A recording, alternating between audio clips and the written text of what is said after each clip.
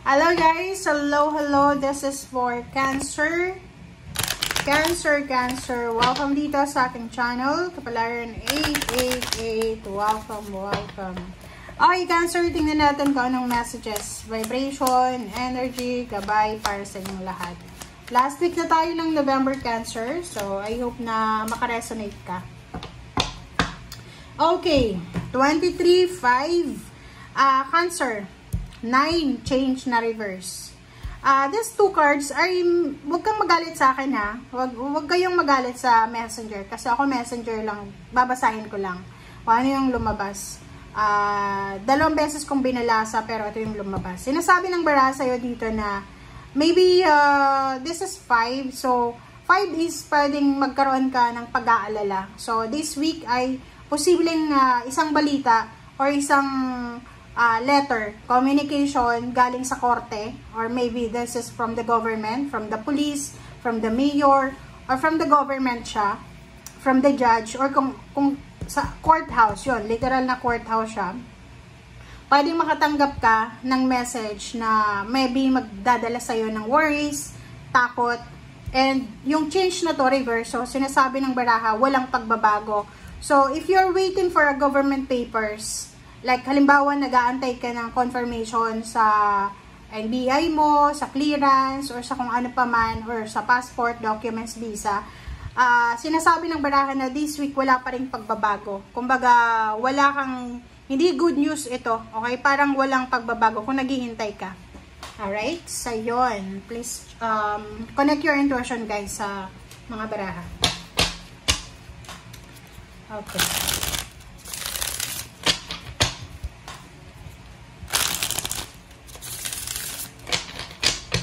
Like for example, ano yun pwedeng passport, or pwedeng visa, contract signing, ganun. Kasi ano siya change na reverse. So, ibig sabihin niya, pwedeng hindi matuloy yung travel mo, or hindi matuloy yung paglilipat mo kasi hindi pa nakapirma ng kontrata, parang ganun. Or wala pang official na declaration na hard ka na talaga. Okay? Dalawang baraha dito, 6 of Pentacles and 8 of Cups. So, nakikita ko sir dito na ayun, talagang may iba sa inyo dito na you're planning to travel, planning to parang anong tawag dito? Relocate, okay? So, sinasabi ng baraha sa'yo dito na possible na naghihintay ka talaga ng papeles, ng dokumento, ng passport documents, parang ganun, para sa pagta-travel mo. And handang-handa ka na. Kumbaga, ready na yung mga maleta mo, ready na yung loob mo, ganito. So, you're just waiting. Dito din sa 6 of Pentacles, sinasabi ng baraha sa'yo na you will receive help from someone financially. So, maybe, ano ito may kailangan kang pera. For example, placement fee, ganito, panggastos. Sinasabi ng barahan na to na there's someone here na pwedeng mag-share ng kanyang blessing sa'yo, ng pera. Pwedeng pautangin ka, or pwedeng tulungan ka sa mga financial problems mo, or sa mga financial stress mo.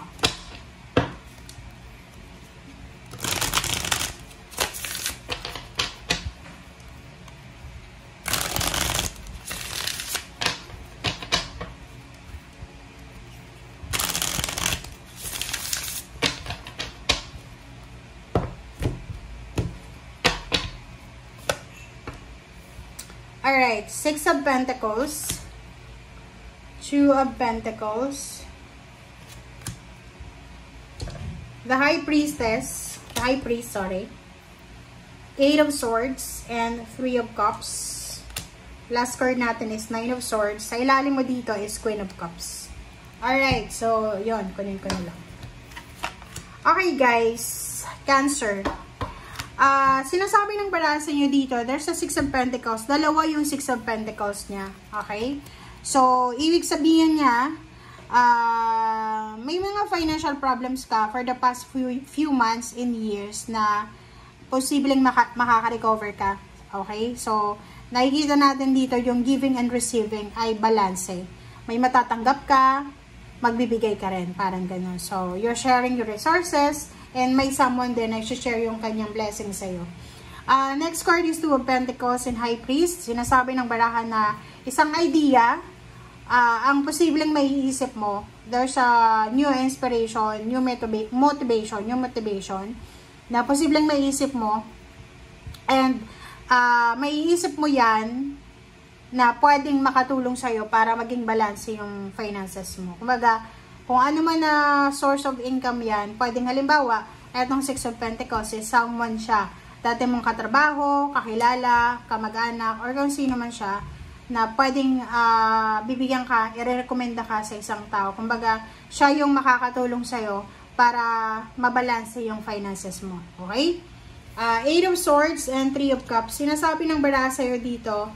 Okay, so, etong Eight of Cups tsaka Nine of Cups, sinasabi ng baraha dyan na meron ditong mga Cancer na medyo nai-stress kayo.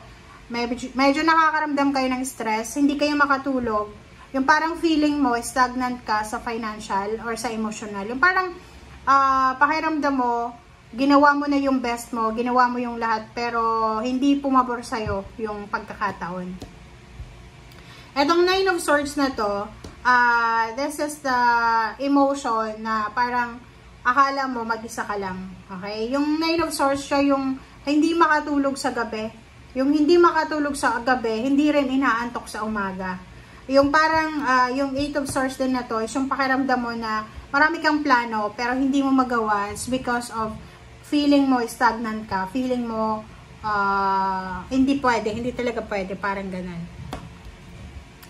Three of Cups and Queen of Cups, sinasabi ng baraha sa'yo dito na huwag kang mag-alala. Okay? You need to parang palakasin ang sarili mo. Okay? Kailangan palakasin ang loob mo. And yung Queen of Cups, sinasabi ng baraha na kailangan mong kalmahin ang sarili mo, lalo na sa linggong ito. Kasi ang linggong ito ay pwedeng mas stressful pa to sa dati. Kasi pwedeng kailangan mo ng tulong, financial, emotional, may hinihintay ka pero hindi dumating, or halimbawa kumuha ka ng NBI clearance and kailangan mo siya mismo sa linggong yan, tapos pagpunta mo may kapangalan ka pala, so kailangan mo maghintay ng another week parang gano'n. Halimbawa pumunta ka sa mga government offices and may kailangan kang kunin na dokumento, may requirements din, tas wala ka ng requirements. So, parang disappointed ka. So, makakaramdam ka ng disappointments, lalo na sa hinihintay mo. Kasi, nagmamadali ka sa pagbabago eh. Kasi there's a change here na minamanifest mo eh. So, yun guys ang nakikita natin. But the good thing, ang maganda dito is, dalawa yung Six of Pentacles na sinasabi na kung may financial problems ka, may mga tao na may bangko, may mga tao na pwedeng matulungan ka para mahanap mo yung pangangailangan mo. Okay? Thank you guys. Bye!